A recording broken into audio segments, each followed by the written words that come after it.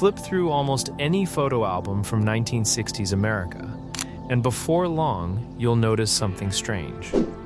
Again and again, the same place keeps appearing. A crowded public swimming pool. Children lined up along the water's edge. Teenagers gathered beneath a towering high dive. Someone standing on the board just a little too long, while everyone below waits to see if they'll jump. Fathers laughing in the shallow end. The sound of whistles, splashing water, and an entire neighborhood squeezed into one photograph beneath the summer sun. It was just another summer afternoon. Back then, America's public swimming pools were far more than somewhere to escape the heat. For just a few coins, an entire day could unfold inside those gates. From morning until sunset, nearly everyone seemed to pass through them.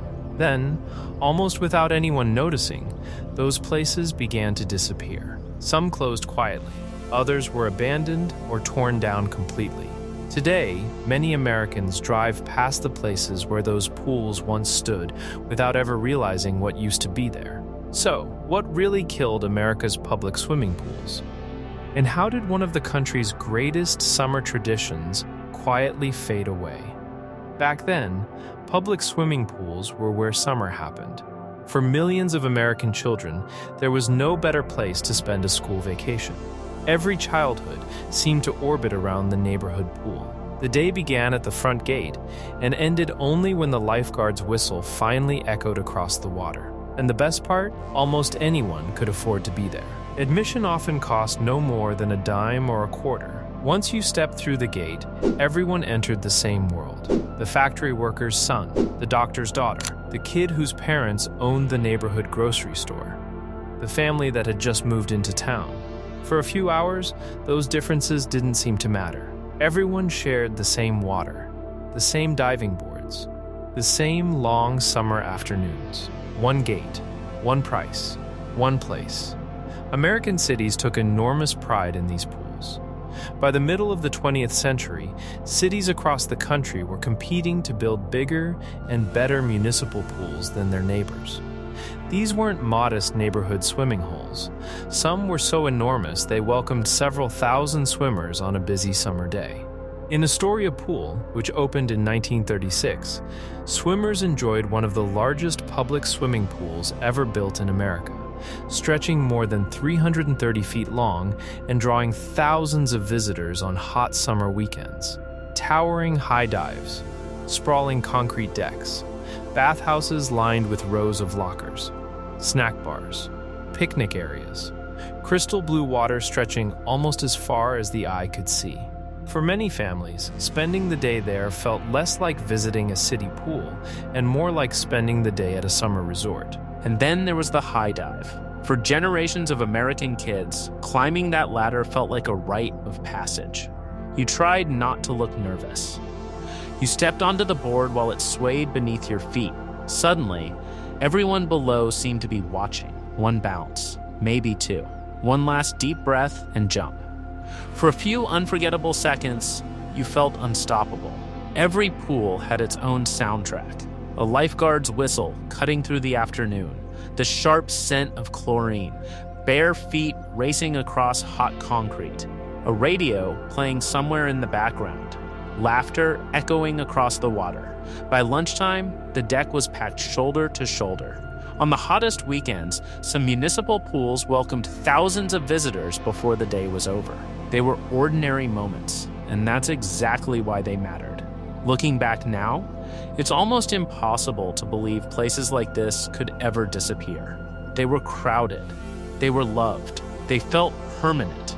But history has a way of changing even the places that seem untouchable.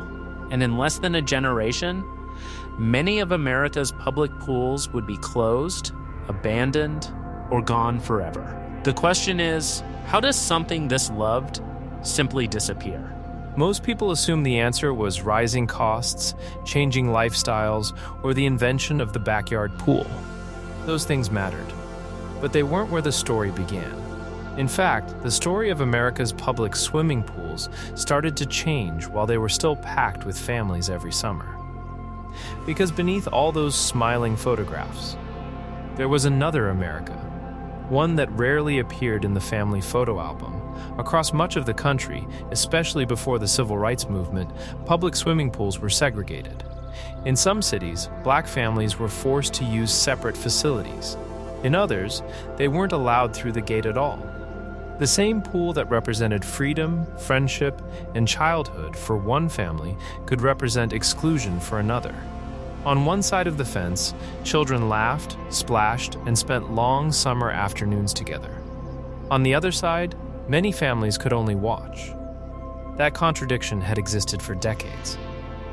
It doesn't erase what these pools meant to the families who enjoyed them, but it does remind us that the picture was never complete. By the late 1950s, that contradiction was becoming impossible to ignore. The civil rights movement challenged segregation across every part of American life, not just schools and buses, but parks, beaches, and public swimming pools. Courts increasingly ruled that facilities supported by taxpayers had to be open to everyone. For many communities, that ruling meant finally living up to the promise of a truly public swimming pool. Others chose a different path. Rather than integrate, some cities closed their pools altogether. Others simply remained locked behind empty gates. Even as another summer arrived, rather than share the water, some communities chose to drain it. Instead of opening these gathering places to everyone, they allowed them to disappear. The real loss was the place where swim lessons happened, where teenagers found summer jobs, where weekend traditions took root, where neighbors crossed paths without planning to. When a public pool closed, a town lost more than somewhere to swim. It lost one of its few shared spaces. But even this wasn't the end of the story, because something else was quietly transforming America. Even in cities where public pools remained open, their place in everyday life was beginning to change. Families weren't just leaving the pool, they were leaving the neighborhoods that had built it. And with them, the American summer began to change. So here's what I want to know. Did you have a pool like this? What was it called? And what do you remember most about it? Drop the name in the comments. I want to see all the pools that Faded America viewers grew up in. By the late 1960s and into the 1970s, America was changing. The country wasn't just growing, it was spreading outward. Across the nation, new suburbs stretched farther from city centers than ever before. Quiet streets replaced crowded neighborhoods. Backyards replaced front porches. For millions of families, this was the American dream: a little more space, a little more privacy, and a place to call their own. That dream changed more than where Americans lived. It changed how they spent their summers. For decades, the neighborhood pool had been one of the few places where almost everyone crossed paths. Now, that was beginning to change. Communities like Levittown helped redefine what millions of Americans wanted from everyday life. Instead of spending Saturdays at the municipal pool, more families imagined summer in their own backyard. Private swim clubs spread through growing suburbs. Backyard pools, once reserved almost exclusively for the wealthy, gradually became attainable for more middle-class families. The water was still there, but it was no longer shared. Summer moved behind fences. For many families, that change felt like progress. More privacy, more space, more control. But something quietly disappeared in the process. The neighborhood pool had once brought together people who might otherwise never have met. Those chance encounters became less common. The shared spaces that helped define community life gradually grew smaller and more exclusive. Many public pools remain busy for years. Some are still thriving today. But their role in everyday American life was beginning to shrink. As suburbs expanded, cities found themselves maintaining enormous pools built for another era. Attendance gradually declined in many communities, while aging facilities demanded more repairs, more staff, and more money just to stay open. Keeping those pools open was becoming more expensive every single summer, and before long, many cities were forced to make a choice. The end didn't come all at once. There wasn't one summer when America's public swimming pools suddenly disappeared.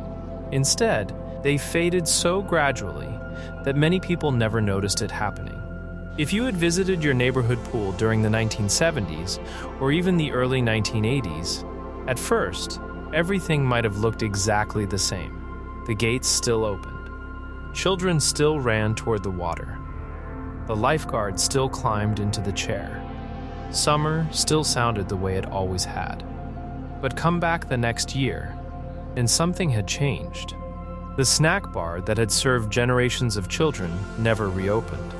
A row of lockers was permanently locked. The paint began to peel. The picnic tables sat empty. Part of the bathhouse was closed for repairs. That never came. Most people assumed it was temporary. It rarely was. Then came the change almost every American child noticed. The high dive, the same ladder that had challenged generations of kids, was suddenly gone. Across America, towering diving platforms quietly disappeared as cities struggled with rising insurance costs, stricter safety standards, and the growing risk of expensive lawsuits. Soon, the tallest water slides disappeared too. Some deep ends were closed forever. Others were filled with concrete. The pool was still there, but the adventure was slowly disappearing. Behind the scenes, cities were facing an even bigger problem. Most municipal pools had been built during the great wave of public construction in the 1930s, 40s, and 50s. By the 1970s and 80s, many were simply growing old. Concrete cracked, pipes leaked, filters wore out, pumps failed. Keeping millions of gallons of water clean required constant maintenance, trained lifeguards, expensive equipment, and money that many cities no longer had. Restoring a single aging pool could cost millions of dollars. Across the country, city leaders faced difficult choices. Some found the money. Many didn't. In Brooklyn, New York, McCarran Pool had once welcomed enormous crowds after opening in 1936. For decades, it was one of the city's great summer gathering places. But after years of declining attendance and rising maintenance costs, it closed in 1984. For years, its massive empty basin sat abandoned. Bringing it back had simply become too expensive. Stories like that began appearing across America. One town, one city, one neighborhood at a time. Some pools were demolished, some became parking lots, others became playgrounds, ball fields, or empty stretches of grass where children still laughed and played, never realizing another generation had learned to swim on that very ground. America's public swimming pools didn't disappear because of one law, one decision, or one bad summer. They disappeared through years of deferred repairs, rising costs, changing priorities, and difficult choices. Until one June morning, summer arrived, and the gate never opened again. Today, if you drive through many American towns, it's surprisingly easy to miss what used to be there. A parking lot, an empty patch of grass, a skate park. To most people, they're just ordinary places. But for someone who grew up there 50 or 60 years ago, they might still see something else. A lifeguard's chair, a towering high dive, a line of bicycles leaning against the fence on a July morning, the smell of chlorine drifting through the summer air, the echo of a whistle carrying across the water. Those places may be gone. But what happened there never really disappeared. Of course, America didn't lose every public swimming pool. Across the country, many are still open today. Some have been beautifully restored. Others remain the heart of their communities every summer, proving these places can still thrive when people choose to invest in them. But their place in American life has changed. For much of the 20th century, the neighborhood pool was one of the few places where people from every corner of town crossed paths without thinking much about it. Perhaps that's what made the public swimming pool so special. The water mattered. But what happened around the water mattered even more. Friendships that lasted a lifetime. First summer jobs, first crushes, parents talking beneath the shade while their children disappeared into another endless summer afternoon. None of those moments could be measured in gallons of water or dollars spent on maintenance. There was never one single reason these pools disappeared. Only dozens of small changes that slowly added together. Maybe that's why so many Americans still speak about them with such affection. What they're really holding on to is a feeling that for just a few hours on a hot summer afternoon, an ordinary public pool made an entire town feel connected. And perhaps that's the question this story leaves us with. In a world where more of life happens behind fences, behind screens, and behind closed doors, what places are we building today where the next generation can still experience that same sense of connection? Is it still there, or is yours one of the places that disappeared? Tell me in the comments. I read every single one. And if you know someone who grew up at one of these pools, share this with them. They'll want to see it. Thanks for watching Faded America.